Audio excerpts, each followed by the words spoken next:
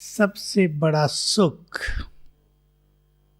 परमात्म सुख जो इस समय हम सबको मिल रहा है।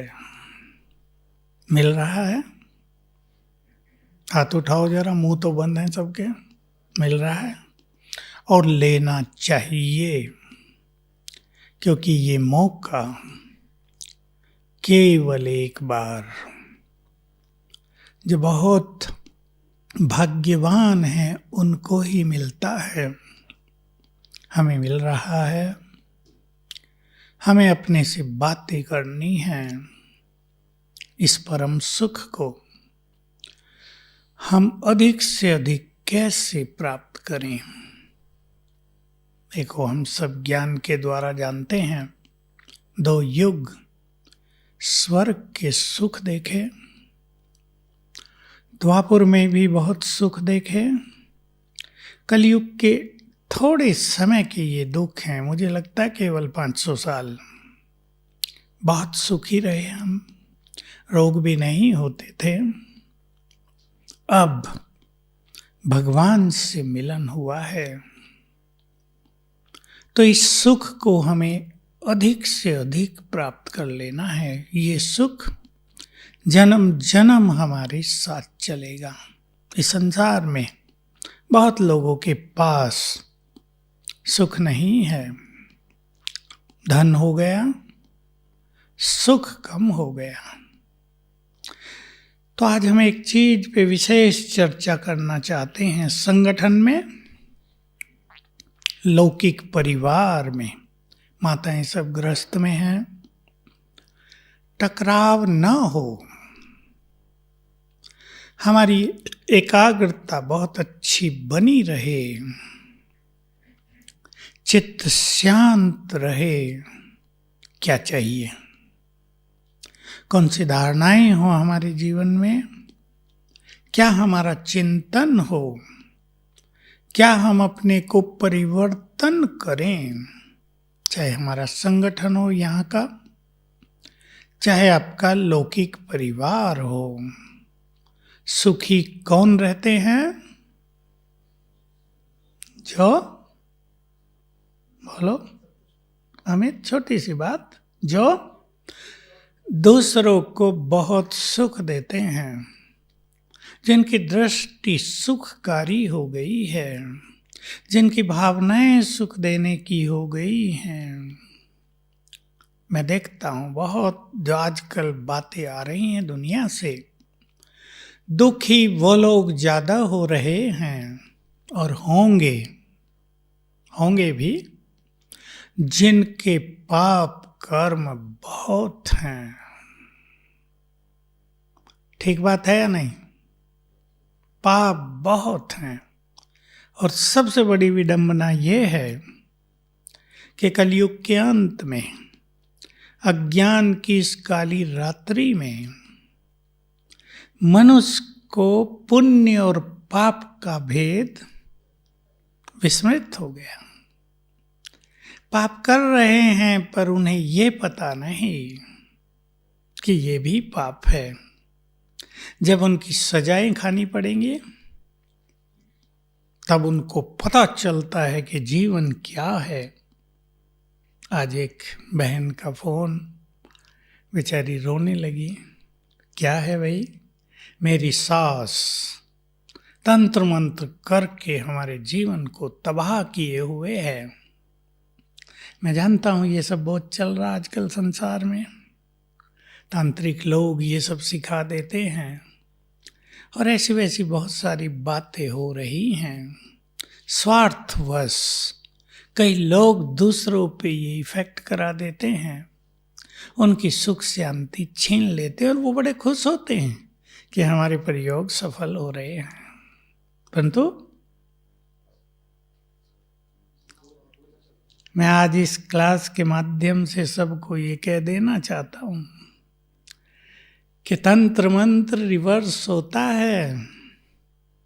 जो दूसरों पर कर रहे हैं वो उनके पास कई गुना होकर आ जाने वाला है। इसलिए दूसरों को कष्ट देकर सुख पाना ये जो प्रवृत्ति हो गई है मनुष्य की, इसको जरा छोड़ना होगा। दुख संसार में पहले ही बहुत बढ़ा हुआ है। लोग पूछते हैं अब तो सुख शांति के दिन आएंगे ना, क्या होगा भाई? बोलो सुरेश भाई। कुछ नई चीजें इंतजार कर रही हैं। मुझे बाबा का एक महावाक्य याद रहता है जब लोगों की बातें सुनता हूँ, लेकिन मैं वो आपको सुनाऊंगा नहीं, आप डर जाते हैं उसको सुन के। बाबा की मुरली में आता है, वहीं से सुन लेना। हैं विष्णु डरेंगे नहीं ना? तुम तो विष्णु हो। भाई तो नहीं डरते, माताएं डर जाती हैं जरा कि ऐसा अभी होगा क्या। सुना दूं? भगवान वाच है, वो तो परम सत्य है, वो हमने तो कहा नहीं है, क्योंकि वो सृष्टि के आदि मध्य अंत को जानता है और उसको ये पता है कि मनुष्य किस तरह पाप कर रहा है आज। तो उसने कहा मनुष्य विनाश काल में सरसों के दानों की तरह पिस जाएंगे। बड़ी चीज है ये। आजकल तो मशीनों से तेल निकलने लगा है, पहले कोल्हू चलते थे ना। और हमारे जगदीश भाई लिखा करते थे, कोल्हू का बैल जो वहीं घूम रहा है वो सोचता है मैं तो कई किलोमीटर चल चुका हूँ, लेकिन वो वहीं घूमता रहता है। मनुष्यों की स्थिति का वर्णन करते थे वो। तो ये सब क्यों होगा? मनुष्य के पाप कर्मों की सजा। दोषी वही होंगे। हमें सदा एक चीज याद रखनी है। मैं आपको आज जो कुछ कह रहा हूं, अपने को देखेंगे, सभी चिंतन करेंगे, और अगर कुछ चेंज करने की जरूरत है वो अवश्य करेंगे। सभी अच्छी तरह जान ले, मेरे साथ जो कुछ भी हो रहा है उसके जिम्मेदार हम स्वयं हैं, कोई और नहीं। इसलिए दूसरों को दोष देने की प्रवृत्ति, ये संस्कार, ये पूरी तरह से गलत है। अगर हम आगे नहीं बढ़ पा रहे हैं, अगर लोग हमारा मार्ग रोक रहे हैं, अगर हमें रोग बहुत घेर रहे हैं, अगर हमारे जीवन में चिंता, भय, परेशानियां बहुत हैं, तो हमें अच्छी तरह मन में बना लेना चाहिए इसके जिम्मेदार हम स्वयं हैं। लेकिन ये सोचकर कोई दुखी होने की बात नहीं। कई लोग ये सोच के दुखी हो जाए, हाय मैंने क्या कर दिया, क्यों मेरे जीवन में इतना कष्ट आ गया, मैंने शायद बहुत पाप किए। ये नहीं, अब अपने को चेंज कर लेंगे। और बाबा ने हम सभी को बहुत अच्छी रोशनी दे दी है। अगर बहुत पाप हुए हैं तो योग बल से अब उन्हें नष्ट करो। सबसे बड़ा पाप कौन सा है? बोलो और बोलो और बोलो।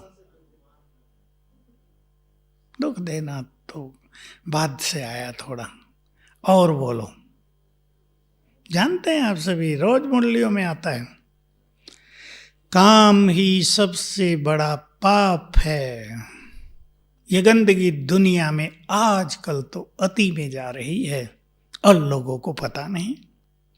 दूसरी चीज संसार में फैल गई है बहुत ज्यादा कलयुग के अंत में, नॉन वेज भोजन, और लोग उसको भी पाप नहीं मान रहे हैं। बड़ा सुंदर तर्क देते हैं, मुर्गे तो पैदा ही हुए मरने के लिए ना, बकरियां तो पैदा ही हुई है मरने के लिए। मैं तो कहता हूं तुम भी पैदा हुए हो मरने के लिए, तुम सदा नहीं जियोगे। लेकिन जो दूसरे को खा रहा है, क्या होगा? उसके पाप उसे खा जाएंगे। यही नियम है संसार का। कलयुग के अंत में लोगों को परेशानी बहुत है तो ड्रिंक कर रहे हैं, सोचते हैं बच जाएंगे, सो जाएंगे, लेकिन ब्रेन, किडनी, लीवर इनसे खराब हो रहे हैं। उसका फल बहुत बुरा लोगों को दिखाई दे रहा है। तो हमें अपने जीवन को सुखी बनाना है तो पुण्य कर्म करें। अब श्रेष्ठ पुण्य कर्म करने का मार्ग हमारे लिए खुला है। कौन सा?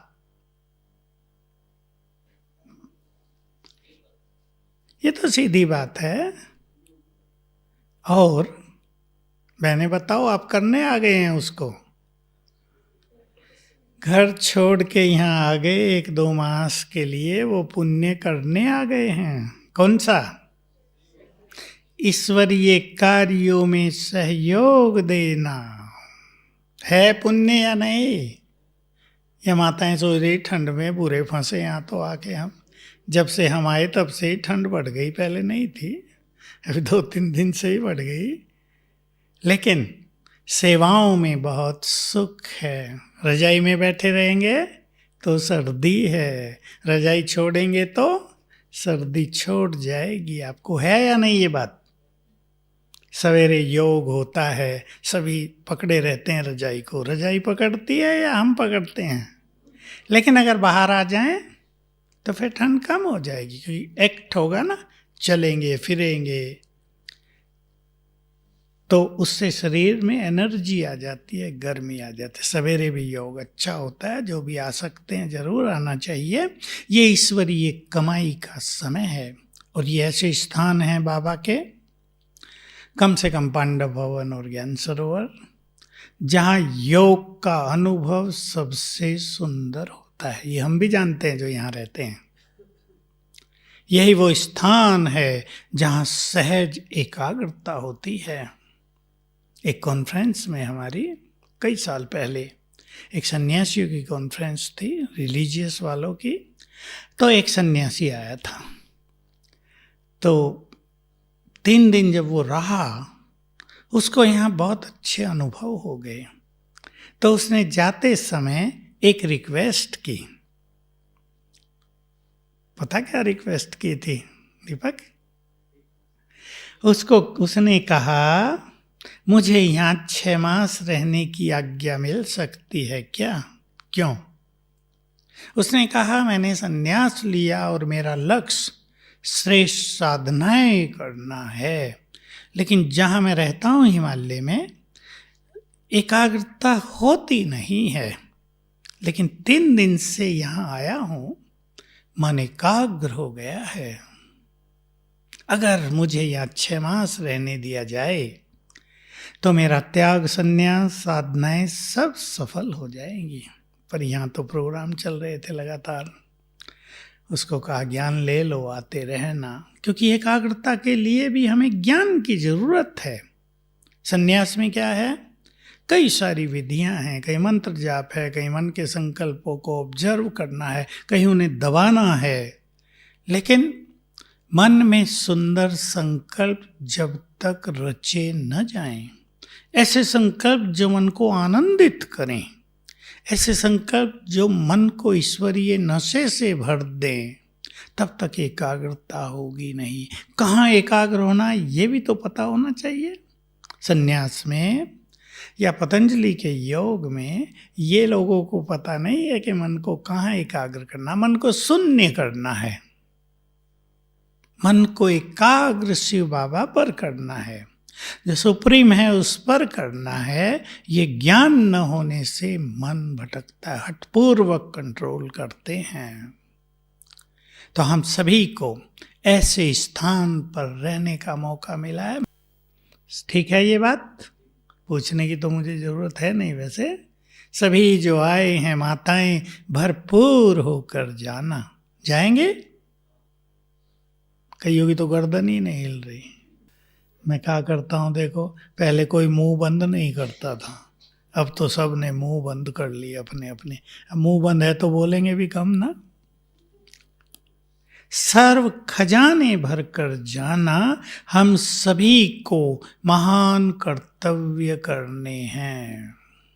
देखो मेरा ये संकल्प कई सालों से है, मुझे अंदर की प्रेरणाएं आती रहती हैं, महान कर्तव्य करने हैं, तो छोटी छोटी बातों में अपनी संकल्प शक्ति को नष्ट नहीं करना है।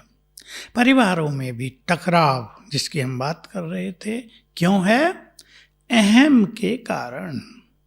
मैं बड़ा, मैं बड़ी, मैं बुद्धिमान, अहम। और दूसरा उसका साथी कौन सा है? क्रोध। क्रोध। मैं आपको एक छोटी सी कहानी, वो घटना सुनाऊं, आप भी हंसेंगे। कल एक प्रोग्राम हुआ था कहीं लौकिक वालों का, मन की शक्ति पर था। तो एक लेक्चरर बहन उसने प्रश्न किया, मेरे 2 छोटे बच्चे हैं, एक 2 साल की लड़की, एक 5 साल का। मुझे उन पे बहुत गुस्सा आता है। अब मुझे विधि चाहिए, मुझे गुस्सा ना आए। मैं सोचा ये 2 साल के बच्चा क्या करता होगा जो इसे गुस्सा आता है भाई। वहाँ मौका तो नहीं था क्योंकि सामने कोई देख नहीं रहा था जिससे पूछा जाए। देखो क्रोध घर में कैसे वाइब्रेशंस कर देता है। मैंने उसे कहा तुम तो माँ हो और छोटी आयु होगी तुम्हारी 30 साल से कम, तुम्हें बच्चों को प्यार देना है, ये संकल्प करो। अपने अपने घरों को सभी माताओं को मंदिर बनाना है। बनाना है, गर्दन तो हिला दो, बोलो नहीं। एक सुंदर संकल्प लेकर जाना यहाँ से, मैं इस घर की इष्ट देवी हूँ। ये संकल्प मैं बहुत दिन से सुना रहा हूँ, 2-3 साल से, और इसके परिणाम बहुत सुंदर मिले हैं। क्योंकि जिस स्मृति में हम रहते हैं वैसे ही वाइब्रेशंस हमारे घर में चारों ओर फैलते हैं। मैं महान हूँ, मैं पवित्रता की देवी हूँ, ये संकल्प करो, आपकी अनेक समस्याएं समाप्त हो जाएंगी। हमें ये जानना चाहिए घरों में अगर टकराव है तो एक तो हमें अच्छे वाइब्रेशंस देने चाहिए, क्योंकि आजकल का जो समय है 20-30 साल से ये समय पूरी तरह बदल गया है। पहले तो होता था बड़ा जो कहे छोटे सुनेंगे, अब वो बात नहीं है। अब कोई किसी की सुनेगा नहीं, सब सुनाएंगे। मैं राइट हूँ ये संकल्प रखेंगे, मैं क्यों झुकूं ये संकल्प रखेंगे। बहुतों को संकल्प रहता है मैं राइट हूँ तो झुकूं क्यों, अगर मैं झुकती रही तो ये तो मुझे झुका के नीचे ही गिरा देंगे, ये संकल्प भी रहते हैं। ज्ञान हमें क्या कहता है? महान वो है, बुद्धिमान वही है जो झुक कर चलना सीख ले, जो नम्र चित्त हो, जो सरल चित्त हो। कोई हमें कुछ कह रहा है, एक उदाहरण ले ले, घर में एक बात हो गई है, एक व्यक्ति दूसरे को कह रहा तुमने ये किया है, ये नुकसान तुमने किया है, तुम ऐसे ही करती हो, और हम सिद्ध करने की कोशिश कर रहे हैं हम नहीं किया, वो जोर लगा रहा तुमने किया, हम सिद्ध कर रहे। संघर्ष होगा ना। हम एक बार बोल दें हमने नहीं किया, फिर अपनी श्रेष्ठ स्थिति को कायम रखें। अगर हम उस बहसबाजी में आते हैं तो हमारा मन निगेटिव होता है, संबंधों में कड़वाहट पैदा होती है, हमारी जो वाइब्रेशंस हैं वो कमज़ोर पड़ जाते हैं, खेल बिगड़ जाता है। चाहे हम सत्य हों लेकिन सत्य की हार हो जाती है। कलयुग में ये बहुत चल रहा है। मैं क्या करता हूँ, सत्यमेव जयते कलयुग में नहीं, असत्यमेव जयते ये चल रहा है। इसलिए सत्य को थोड़ा शांत रहना चाहिए, झुककर चलना चाहिए और ये मान लेना चाहिए सत्य बात, हम अपनी स्थिति को यदि नहीं गंवाएंगे तो सत्य जल्दी ही प्रत्यक्ष हो जाएगा। सत्य को बोल से प्रत्यक्ष नहीं करना है, अपनी मनोस्थिति से प्रत्यक्ष करना है। हम सत्य हैं तो हिलें क्यों, हम सत्य हैं तो परेशान हो क्यों। परेशान होने लगेंगे, तुम सदा ही मेरे पे दोष लगाते हो, तुम मेरी बात समझते नहीं हो, तुम में बड़ा अहंकार है, तुम लड़ना चाहते हो, अनेक बातें होंगी। घर में संघर्ष होगा, प्रेम का माहौल समाप्त हो जाएगा। आपके बच्चे देखते ही रह जाएंगे, ये क्या कर रहे हैं दोनों। होता है ना, बच्चों पर बुरा असर पड़ता है। आजकल माँ बाप भी बहुत ये भूल गए हैं कि उनके हर एक्शन का इफेक्ट उनके बच्चों पर जा रहा है। बच्चे डर जाते हैं। माँ बाप की लड़ाई हो रही, मान लो बाप ने माँ को पीट दिया, बच्चे घबरा जाएंगे, निगेटिविटी से भर जाएंगे। कई बच्चे तो ऐसे हैं, बचपन से जब से देखा ना बाप माँ को पीटता है, बदले की भावना तैयार करते रहते हैं। मुझे बड़ा होने दो, पापा से सारा हिसाब किताब चुकता कर लूँगा। मुझे बताते हैं कि हम तो ये सोचते आते थे, अब वो गुस्सा हमारे अंदर कायम है, अब क्या करें। लेकिन महान वही है, बुद्धिवान वही है। करो जरा सा चिंतन सुरेश भाई। ईश्वरीय ज्ञान से भरपूर बुद्धिमान वही है जो अपने चित्त को शांत करना सीख ले।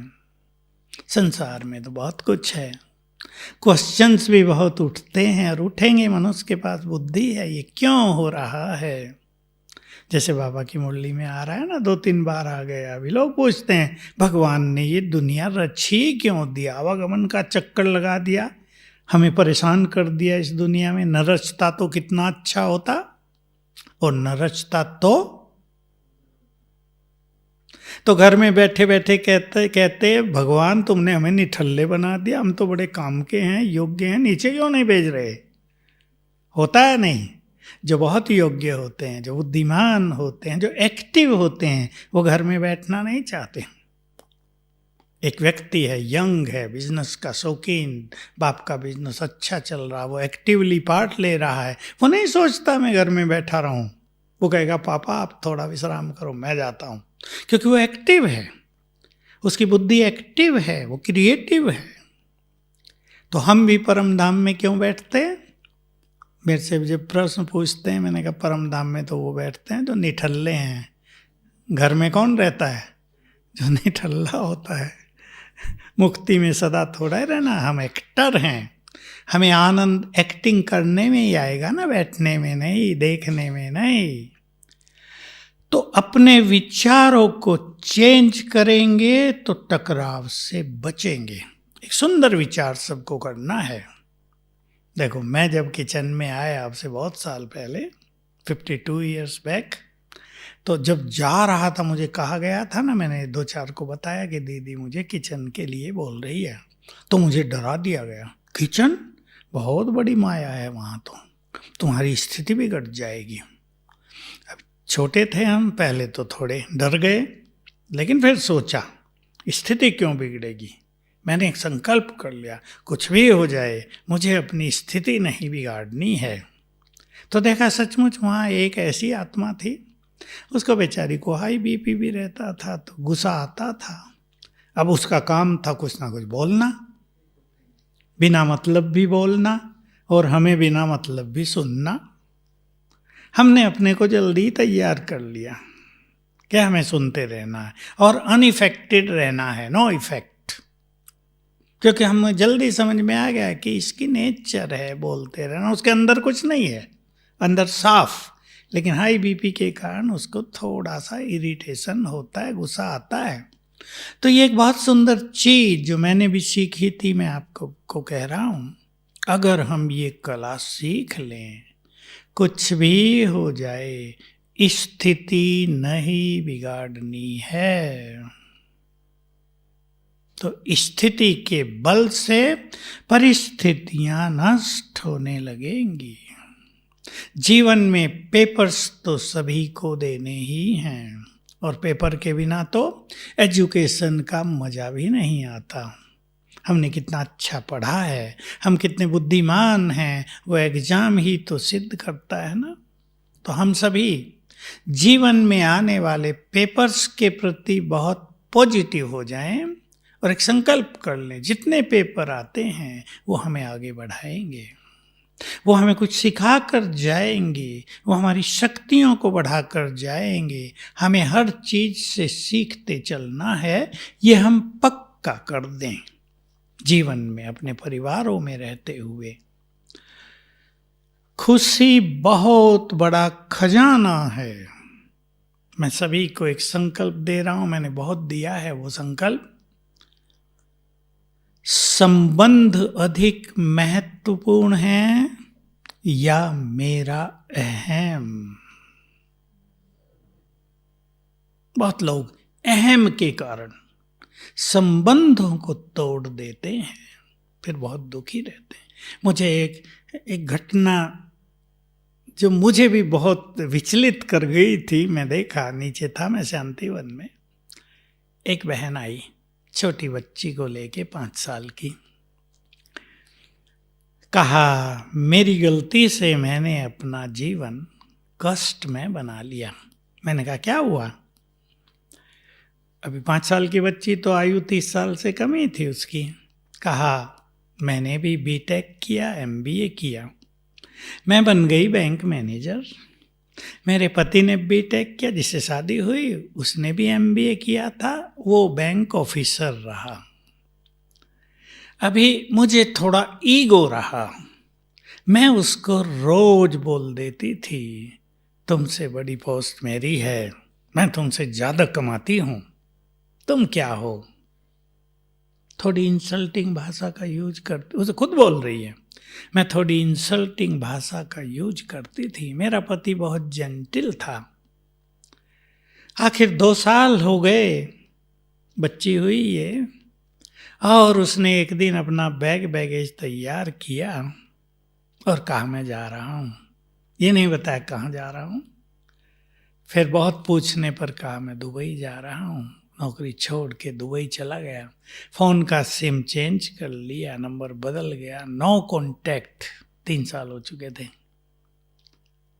कहा उसने बिल्कुल नाता तोड़ दिया मेरे से। अब मैं संसार में अकेली हूँ। परिवार वाले पूछते हैं क्या हुआ, क्या बताऊं उन्हें।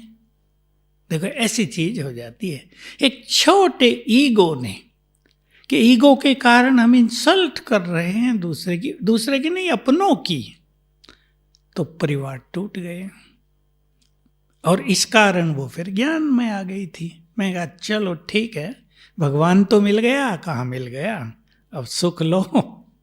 एक बुरी चीज हुई, दूसरी अच्छी प्राप्त हो गई, शायद ये छोड़ने के बाद ही तुम्हें ये मिलना था। तो देखो कैसा, ये कहानी एक की नहीं है, ये कहानी बहुतों की है। बहुत प्यार से भी तो रहा जा सकता है। ठीक है भाई, मुझे 80,000 मिल रहे हैं, तुम्हें 60,000 मिल रहे हैं, हम दोनों की सैलरी कितनी ज़्यादा हो गई, देखो 1.5 लाख तक हो जाएगी, 140 हो जाएगी, हम तो आनंद पूर्वक जीवन जिएंगे। ऐसा प्यार और सम्मान एक दूसरे के लिए पैदा कर लें तो घर में कितना सुंदर माहौल आ जाएगा। तो क्रोध, अभिमान, ये परिवारों को तोड़ रहे हैं और ये बहुत बड़ी समस्या बनती जा रही है समाज में। कोर्ट में जाते हैं लोग, कोर्ट तो हम सब जानते हैं 10-20 साल लगाएंगे, तब तक घुटते रहो, टेंशन में रहो, बीमार परेशान, लोगों की बातें सुनते रहो, इंसल्ट फील करते रहो, समाज में रहना मुश्किल। तो हम सभी अपने को चेंज करेंगे, प्यार दें, अच्छे शब्द बोलें संबंधों में, चाहे हमारी टीम में हो, चाहे लौकिक संबंधों में हो। हम एक दूसरे को सहयोग देंगे। कोई छोटा है, कोई बड़ा है, कोई बहुत बुद्धिमान है, कोई कम बुद्धिमान है, कोई ज़्यादा पढ़ा लिखा, कोई कम पढ़ा लिखा, किसी की समझ कुछ है, किसी की समझ कुछ है, लेकिन हमें मिल के चलना चाहिए। जैसा मैं वैसे ही सब होंगे भी नहीं, और ये संकल्प ही गलत है। मेरे पास जब कोई युगल आते थे, अब तो 8 मास से तो बंद है सब कुछ, फिर आएंगे तो ये केस बहुत आते रहते थे। कई तो बैठते ही कहते थे भाई जी हम दोनों बहुत लड़ते हैं। बैठते, हमें समाधान चाहिए कि हमारी लड़ाई ना हो। और अच्छे अच्छे पढ़े लिखे लोग, ऐसे नहीं कोई सीधे साधे तो लड़ते ही नहीं है, लड़ाई भी ज़्यादा पढ़े लिखों में होती है। 2 आए, दोनों ही लेक्चरर, आप बैठते ही कहा मैं तो जा रहा था, कमरे से निकल गया था, बाहर आके बैठे। हम दोनों बहुत लड़ते हैं। मैं ऐसे में दोनों से एक प्रश्न पूछा करता हूँ, दोनों में बुद्धिमान कौन है? तो दोनों एक दूसरे को देखने लगे, क्योंकि दोनों ही MA MPhil थे, लेक्चरार थे। अच्छा, मैंने कहा ठीक है, एक दूसरे को देख रहे, दोनों ही बुद्धिमान हो, मैं समझ गया। अब ये बताओ, दोनों में समझदार कौन है? बुद्धिमानी और समझदारी अलग अलग चीज है ना। तो उस बहन ने तुरंत कहा मैं हूं। मुझे बड़ी खुशी हुई। समझदार बहनों को ही ज्यादा होना चाहिए ना। होना ही चाहिए परिवार को चलाने के लिए। भाई कुछ भी गलती करें, बहनें सब संभालने वाली होती हैं। माताओं को गुड फ्रेंड हो जाना चाहिए अपने पतियों के साथ। वो गलती भी करें, आप अपनी शुभ भावनाओं से, शक्ति से, अच्छे वचनों से उन्हें ठीक राह पर ला सकती हैं। तो मैंने कहा बहुत अच्छा, मैंने उसको अप्रिशिएट किया, तुम सचमुच समझदार हो और तुम ही बुद्धिमान हो। अब बस इतना करना, झुक कर चलना, बात बात में बहस न करना। बहस जो होती है परिवारों में, उससे माहौल बिगड़ता है, बोल बुरे होते हैं, वाइब्रेशंस नेगेटिव हो जाते हैं, उससे बहुत बुरा होता है। इसलिए छोटी छोटी बातों में बहस करना नहीं, हाँ जी करना। हाँ जी करना सहज काम नहीं है, हर एक के बस का भी नहीं है। मनुष्य का ईगो इसमें भी काम करता है। तो हम सभी ऐसा अपने से विचार करें कि हमें कैसे भी संस्कार वाले मनुष्य के साथ रहना पड़े, हम एडजस्ट करके चलेंगे, हम झुक कर चलेंगे, हम मिलन करके चलेंगे, हम ज्यादा काम करेंगे, हम दूसरे के दिल को जीत कर चलेंगे। बहुत इंपॉर्टेंट बात होती है दूसरे के दिल को जीत लेना, फिर अनेक चीजें बिल्कुल सरल हो जाती हैं। देखिए, कलयुग के अंत में, ये हम सबका अंतिम जन्म चल रहा है इस चक्र में, हम सब जानते हैं एक इम्पोर्टेंट बात जो सारे संसार को हमें सिखा देनी है कि अब अंत में जो संबंध बन रहे हैं, संबंधों का कारण मनुष्य के कर्म ही होते हैं ना। तो अब वो आत्माएं आपके संबंध में आ रही हैं जो आपसे पूरा हिसाब किताब लेने आई हैं। देने कम आएंगे, लेने ज्यादा आएंगे। एक उदाहरण देता हूं। एक बहन का ऐसे ही फोन हुआ, मैं थोड़ा ही समय फोन खोलता हूं, किसी का मैसेज आता है तो बता देता हूं इस टाइम करना। उसने कहा 2 बच्चे हैं मुझे, उसके भी छोटे बच्चे, एक 3 साल की, एक 5-6 साल की लड़की। कहा दोनों मुझे बहुत तंग कर रहे हैं। मैंने पूछा 3 साल की लड़की तुम्हें क्या तंग करती होगी भाई? 3 साल के बच्चे में क्या होता है तंग करने वाला? बताएंगे माताएं कर देती हैं। कहा नहीं, मुझे बहुत तंग कर रहे हैं दोनों बच्चियां मेरी, और मेरी स्थिति बिगड़ती जाती है, मैं क्या करूं?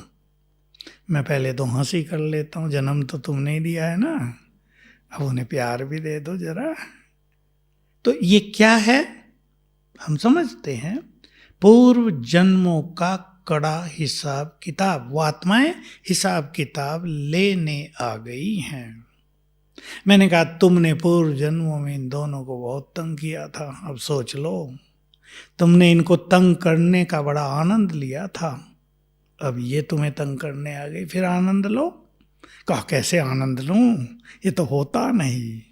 अब देखो, बच्चियों के वाइब्रेशंस से, उनके छोटे मोटे व्यवहार से, मान लो खाना बनाने गई, मैंने पूछा क्या करती है, खाना बनाने गई, रोने लगेंगी, मम्मी मुझे ये चाहिए वो चाहिए, तंग कर देंगी, काम ही नहीं करने देंगी। कहा मैं मेडिटेशन तो कर ही नहीं सकती, वो बैठने ही नहीं देती मुझे। दोनों आ जाती हैं और कोई बाल खींच रही, कोई कान पकड़ रही है। उनको मज़ा आ रहा कि मम्मी कैसे बैठी है, बड़े ध्यान में मस्त है, तो उनको मज़ा, कोई गोद में खेलने लगी, कोई कुछ, और मम्मी को योग करने ही नहीं देती।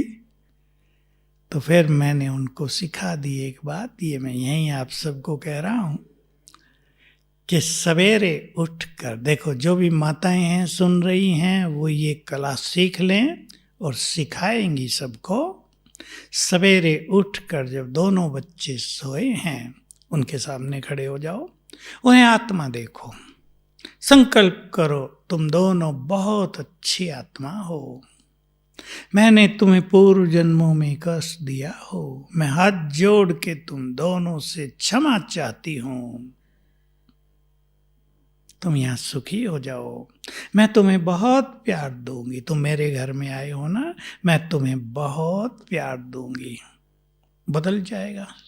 रोज करें सेम टाइम।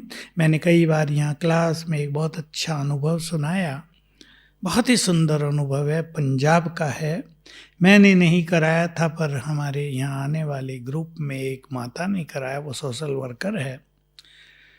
तो किसी एक माँ के गर्भ में बच्चे की पोजीशन उल्टी थी। अब डॉक्टरों ने देखकर कहा भाई एक की मृत्यु होगी, बच्चा या माँ। घबरा गए लोग। कहा 10 दिन के बाद, कुछ दवाई ववाई दी, 10 दिन के बाद सोनोग्राफी कराएंगे, फिर देखेंगे, ऑपरेशन तो करना ही होगा, लेकिन एक की मृत्यु निश्चित है। अब ये बेचारे परेशान हो गए। तो ये जो बहन सोशल वर्कर है, कैसे 20 के पास पहुंच गए? क्या है भाई, ये स्थिति है। तो इसको बाबा ने जैसे टच कर दिया कि ये जो आत्मा है इसके गर्भ में, ये इनसे बहुत नाराज है और इनके घर में आना ही नहीं चाहती। तो क्या करें? क्षमा याचना।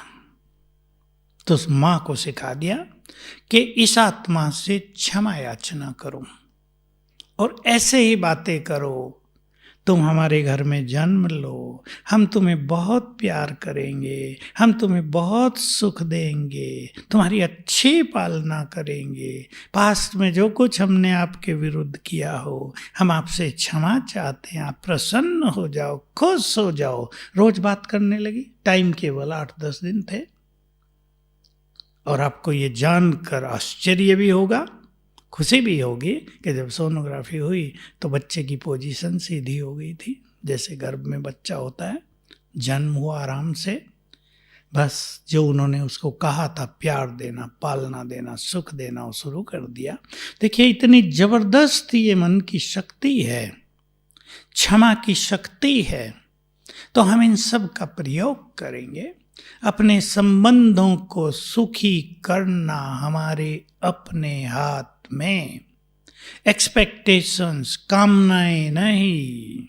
चाहे वो आपके बच्चे ही हों, आपके लाडले हों, ये जरूरी नहीं वो वही करेंगे जो आप चाहेंगे। ये समय बदल चुका है। ये जरूरी नहीं वो माँ बाप को सम्मान देंगे। लेकिन एक बात, मैं लास्ट बात कह रहा हूं आपको, एक बात सभी याद रखेंगे, परिवारों में रहने वाले, परिवारों में यदि माँ बाप की मनोस्थिति बहुत अच्छी होगी, आपकी धारणाएं अच्छी होंगी, आप इच्छाओं के गुलाम नहीं होंगे, स्वार्थ भाव को आपने छोड़ दिया होगा, श्रेष्ठ स्वमान के अभ्यास करके योग के लिए भी समय देते होंगे, तो आपके घर के वाइब्रेशंस बदले रहेंगे। बच्चे आपका सम्मान भी करेंगे, आपकी बात भी सुनेंगे, आज्ञाकारी होंगे और परिवार की ओर से आपको समस्याएं नहीं आएंगी। बच्चों की आपको चिंता भी नहीं करनी पड़ेगी, वो आपको निश्चिंत कर देंगे, बल्कि आपका गौरव बढ़ाएंगे। इसलिए बोल का प्रयोग कम, मनोस्थिति को श्रेष्ठ बनाने पर ध्यान सभी को ज्यादा देना है। समझ रहे हैं ना गृहस्थ वाले? सबको सिखाना भी है ये चीज। तो हमारी मनोस्थिति जो सारे संसार पर प्रभाव डालती है, वो हमारे लौकिक परिवार पर भी गहरा प्रभाव डालेगी। इस विश्वास को रखते हुए मनोस्थिति जो मुरली में रोज आ रही है, ये करो, ये करो, ये करो, और कुछ हमें सोचना ही नहीं है। देखो कितनी सुंदर बात है, भगवान स्वयं हमें गाइड कर रहा है, बस उसकी गाइडेंस पे चलते रहें। आज तक कभी ऐसा हुआ ही नहीं था कि भगवान गाइड कर रहा हो। ऐसे जियो, ये सोचो, ऐसे बोलो, ये कर्म करो। भटकती आत्माएं तो बढ़ रही हैं, वो तो रात को नहीं चर्चा करते, कई लोग डर जाते हैं दिन में। हाँ, योगदान दो उन्हें, अच्छे, मैं मास्टर सर्वशक्तिमान हूँ, मास्टर मुक्ति दाता हूँ। ये संकल्प करके अगर हम इस संकल्प से योग करेंगे कि जो भी आत्माएं भटक रही हैं, उनमें से पहले कर दो जो अच्छी आत्माएं हैं, एक्सीडेंट से मर गई, किसी बीमारी से मर गई, वो सब मुक्त हो जाएं, यानी पुनर्जन्म ले लें। तो शब्दों का प्रयोग करना, मन के संकल्पों का भी, और योग का अभ्यास भी करेंगे, और अपनी कमियों को देखकर जानकर उन्हें सदा के लिए विदाई देना। विदाई एक दिन में नहीं दी जाती, उन पे चिंतन करके उन्हें समाप्त करना। ओम शांति।